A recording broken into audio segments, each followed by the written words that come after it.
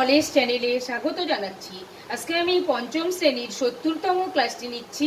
আজকের ক্লাসে আমি শেখাবো ঐকিক নিয়মের সরল ও ব্যস্ত সম্পর্ক বা বিপরীত সম্পর্ক কি, এবং এটা আমরা শিশুদেরকে কি করে বোঝাবো কোনটাই বা সরল সম্পর্ক এবং কোনটি হচ্ছে বিপরীত সম্পর্ক। তো এইগুলো বোঝানোর জন্য আমি দুটো অঙ্ক নিয়েছি। এই অঙ্কের মাধ্যমে আমরা শিশুদেরকে বুঝিয়ে দেব যে সরল সম্পর্ক কি এবং ব্যস্ত সম্পর্ক বা বিপরীত সম্পর্ক কি। তো এখানে যে অঙ্কটা নিয়েছি সেই অঙ্কটা পড়ে আগে অঙ্কটাকে সমস্যা তৈরি করে নিতে হবে, অর্থাৎ অঙ্কটাকে সাজিয়ে নিতে হবে। তারপর আমরা তাদেরকে বোঝাবো যে কোনটা সরল সম্পর্ক, কোনটা ব্যস্ত সম্পর্ক এবং কিভাবে সেটা বোঝা যায়। তো একটি মালগাড়ি ঘন্টায় 210 কিমি পথ যেতে পারে। 5 ঘন্টায় গাড়িটি কত দূরত্ব যাবে? আমাদেরকে মনে রাখতে হবে যে অঙ্কটার যখন সমস্যাটা তৈরি করব তখন এখানে কি বের করতে বলা হয়েছে সেটা আমরা ডান দিকে রাখবো। তাহলে এখানে আমাদের দূরত্ব বের করতে বলা হয়েছে, তাহলে আমরা প্রথমে ডান দিকে লিখে নেব দূরত্ব। এই দূরত্বটা আমাদেরকে কি দিয়ে প্রকাশ করা হয়েছে? এখানে কিমি দ্বারা। তাহলে এখানে আমরা কিমি ব্র্যাকেটে লিখে রাখবো কিমি, অর্থাৎ দূরত্বটা কিমিতে প্রকাশ করা হয়েছে। এবার এখানে হচ্ছে ঘন্টায়, ঘন্টা বলতে বোঝায় হচ্ছে সময়, সেক্ষেত্রে আমরা এই পাশে লিখবো সময়, আর সেই সময়টা এই অঙ্কে প্রকাশ করা হয়েছে ঘন্টা দিয়ে। প্রথমেই আমাদেরকে এই অঙ্কটা সাজানো ভালো করে তাদের শেখাতে হবে যে কি বের করতে বলা হয়েছে সেটা আমরা ডান দিকে নিয়ে যাব, বাকি বিষয়টা আমরা বাঁদিকে রাখবো। এবার আমরা অঙ্কটাকে সাজিয়ে নেব। এখানে বলেছে 210 কিমি, ঘন্টায় যায় 210 কিমি। তাহলে এখানে আমাদের লিখে নিতে হবে, এখানে অঙ্কটা এখানে আছে 6 ঘন্টায়, তুলতে ভুল হয়ে গেছে, 6 ঘন্টায়।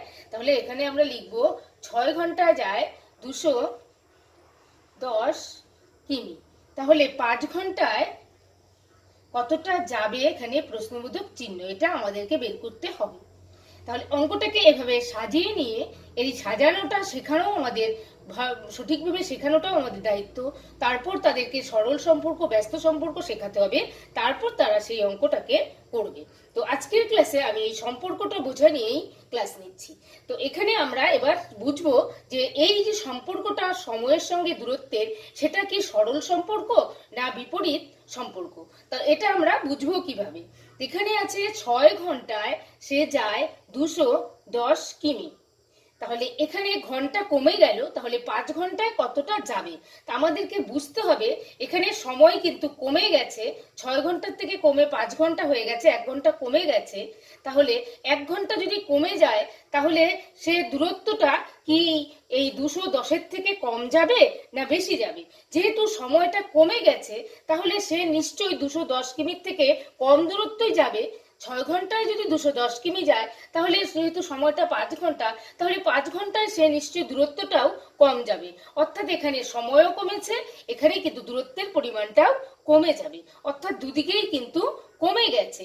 আবার উল্টোটাও হতে পারে যে এদিকে যদি আমি 7 ঘন্টা ধরি, 5 ঘন্টার বদলে যদি আমি এখানে 7 ঘন্টা ধরি, তাহলে এখানে সময়টা বেড়ে গেছে, তাহলে এই দূরত্বটাও সে আরো বেশি যেতে পারবে, সেক্ষেত্রে দূরত্বটাও বেড়ে যাবে। অর্থাৎ এখানেও কমবে, এখানেও কমবে, কিংবা এখানেও বাড়বে, এখানেও বাড়বে। সেক্ষেত্রে যে সম্পর্কটা, সেই সম্পর্কটাকেই বলা হয় সরল সম্পর্ক। তাহলে সরল সম্পর্কের ক্ষেত্রে যে এখানে যদি বেড়ে যায় তাহলে এক্ষেত্রেও যদি বাড়ে, আমরা বুঝতে পারি যেটাও বাড়বে, তাহলেই কিন্তু সেটা সরল সম্পর্ক। কিংবা এখানে কমেছে তাই সেই সূত্রে এখানেও কম উত্তরই আসবে, সেটা যখন আমরা বুঝবো তখনই হয়ে যাবে সেটা হচ্ছে সরল সম্পর্ক। এবার আমরা দেখে নেব বিপরীত সম্পর্ক বা ব্যস্ত সম্পর্ক কি। এই পরবর্তী অঙ্কটার মাধ্যমে আমি সেই তথ্যটাই দেব। তো এখানে আছে 12 জন লোক একটি রাস্তা 21 দিনে সারাতে পারেন। সেই রাস্তা একদিনে সারাতে কতজন লোক প্রয়োজন? তাহলে এখানে লোক সংখ্যা আছে আর সময় দিন আছে। তাহলে এখানে আমাদের বের করতে হয়েছে কতজন লোক প্রয়োজন, তার মানে আমাদের লোক সংখ্যাটা বের করতে হবে। যেহেতু আমরা ডান দিকে লিখে নেব লোক সংখ্যা।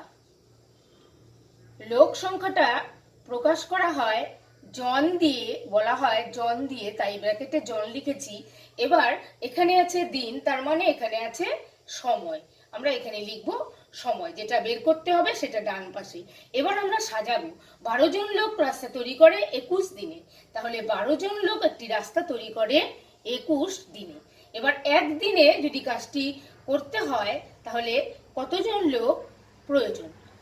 এবার আমাদের তোলা হয়ে গেল। এবার আমরা বুঝবো যে সম্পর্কটা ব্যস্ত না সরল।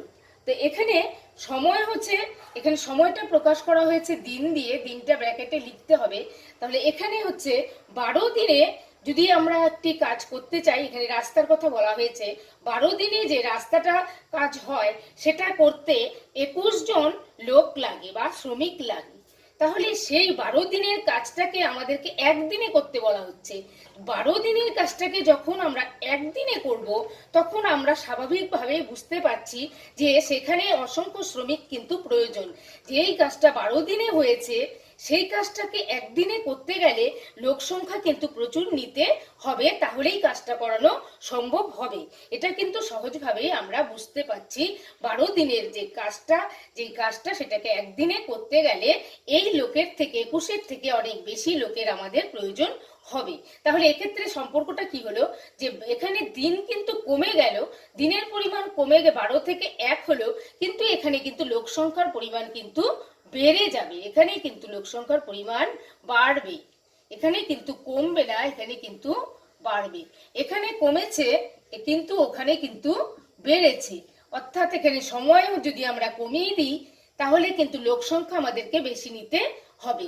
অর্থাৎ এখানে বেড়েছে, এখানে কমেছে, এখানে বেড়েছে, তাহলে দুটো বিপরীত জিনিস হয়ে গেছে।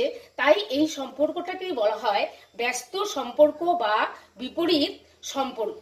এইভাবে আমরা শিশুদেরকে সহজভাবে অঙ্কের মাধ্যমে আগে বুঝিয়ে নেব সরল এবং ব্যস্ত সম্পর্ক কি, তারপর আমরা তাদেরকে পরবর্তী অঙ্কটুকু করতে শেখাবো।